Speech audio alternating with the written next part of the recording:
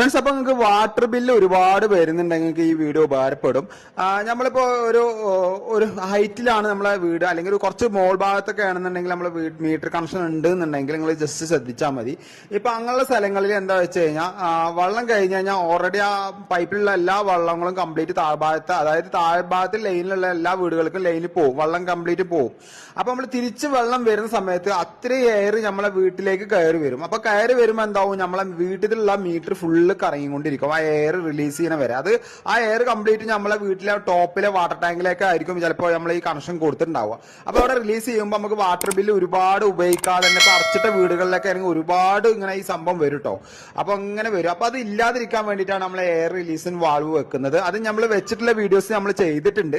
അപ്പൊ അത് എന്തുകൊണ്ടാണ് നമ്മൾ എന്ന് വെച്ച് കഴിഞ്ഞാൽ നമുക്ക് ആ എയർ റിലീസ് ചെയ്യാൻ വേണ്ടിയിട്ടാണ് ഈ സംഭവം വെക്കുന്നത്. ഇത് വെക്കേണ്ടത് എവിടെ വെച്ച് കഴിഞ്ഞാൽ മീറ്റർ വരുന്ന ഭാഗത്താണ് കൊടുക്കേണ്ടത്, മീറ്ററിന്റെ ഔട്ടിലല്ല, ഇന്നിലാണ് കൊടുക്കേണ്ടത്.